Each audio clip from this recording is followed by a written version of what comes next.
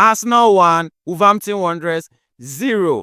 Hello people, welcome back to the channel. This is the Den of Soccer and this is the uncensored opinion of football fans. Listen, if you are a football fan, then you should be part of this family. And today, Arsenal was given a red card against that is Wolverhampton Wanderers, which should not have been a red card.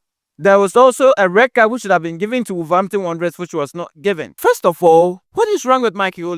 What did Arsenal Football Club do to deserve this kind of treatment from this man? It breaks our heart when we realize that our players are doing everything they can, but the officials of the game are actually destroying this game. It breaks our heart. There have been time and time again where decisions have gone against Arsenal Football Club. We say it, and then opposing fans and rival bias fans actually say Arsenal fans keep on complaining always about officiating. Now, if you watch the game against that is Wolverhampton Wanderers, you will know that indeed there is something. Something is really wrong. Something is really wrong somewhere. Because there is nowhere, I've been watching football for the past 10 years, and there is nowhere that red card is a red card anywhere. There is no way. The least of it, I mean, in the most critical situation, is a yellow card. If somebody indeed wants to hurt someone, why would the person go with the upper part of their foot? How would the person go with it? It is clearly a trip that he was doing. It's clearly a trip. And if you look at this video, how on earth do you give a red card for this decision? Now, don't forget that this is the same referee that PGMOL, Howard Webb, said he didn't want to ruin the game when we played against Manchester City. Well, Kovacic, one, used under his boot to stamp the heels of Odegaard, and not only that, you did the same tackle on Martin Odegaard on his heels as well. When he's already on a yellow card, he did not issue a red card to Kovacic, and their defense was that he did not want to ruin the game. I think there's a few differences. There's some weight on the left leg as he kind of lunges in.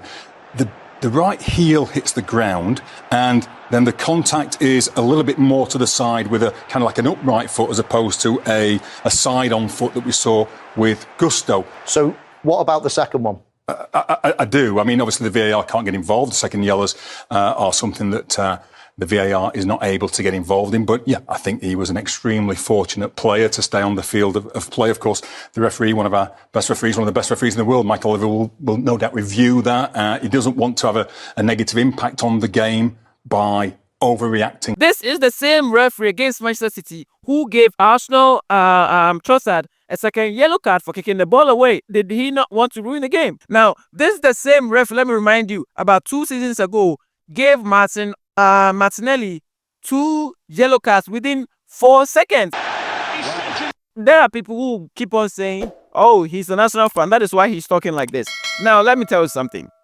This ball against Wolverhampton, if indeed you watched it under no circumstance against your team, will you ever be happy to receive a straight red card, which means that the player will miss 3 consecutive games? Now, we are happy to have Calafiori back, don't get me wrong, but Skelly offers something more different than Calafiori. Skelly offers pace, offers ball control. He's able to invert effortlessly. I cannot say the same about Calafiori because I've seen instances where he's been beating on pace. So I can't say the same about Calafiori. Against Manchester City, we need all of them. We need every single one of them. Now, you give a straight red card to Lewis Skelly, and then that of Gomez, which was rather a cynical one, you give him a second yellow card. What the hell is going on? Mikel is nuts. He's gone nuts. And there's nothing PGMOL is going to do about this. They are going to find silly reasons and come out and defend him that was the right decision. I'm so proud of this team today. There are a lot of Arsenal fans who are calling for the head of Mikel Arteta, that he's done a lot of signings and there's not been any progress. Let me tell you this today. You saw what Calafiori brought. You saw the difference. You saw the difference that Calafiori brought. I know he's been getting injuries, but the same happened to Partey when he came in to join this football club. He was going on injuries quite often, and so we thought of getting him replaced. We brought in Jorginho. Now, do you really think we need Jorginho? No. I've seen a lot of signings that Mikel Arteta has done. I feel like these players, when the injuries become less, they could actually hit the target. They could actually hit the elevation that we want them to hit. And so all those people calling out for Arteta's head, give me one manager who will come in and then be facing this type of and decisions by referees and still be cool. Not Mourinho, because he will say his fucking mind and then he'll be issued a red card. Not Mourinho. He will lose his head.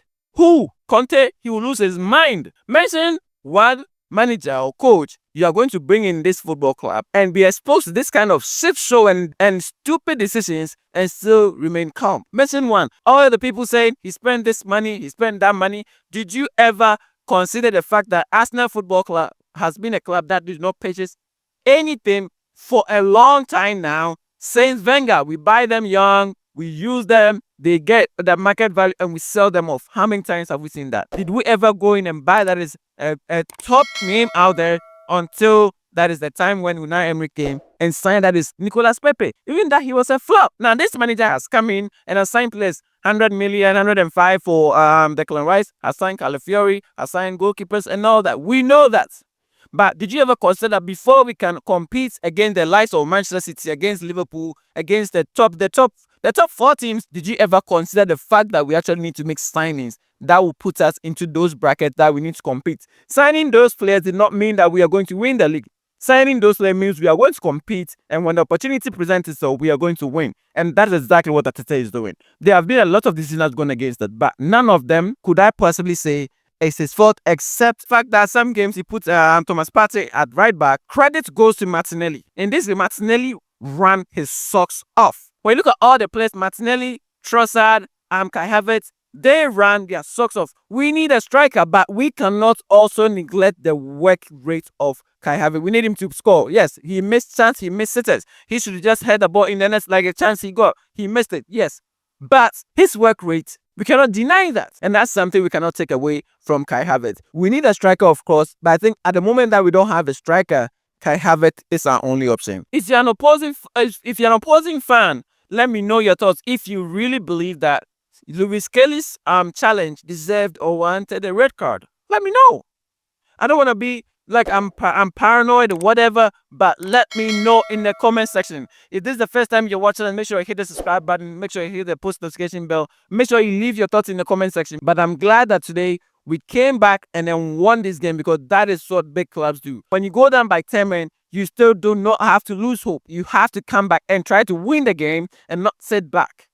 That is what a top club does. And I'm glad today this football club did that. If you are new to the channel, make sure you hit the subscribe button, make sure you hit the post notification bell, and leave your thoughts in the comment section. This is the Den of Soccer, and we out.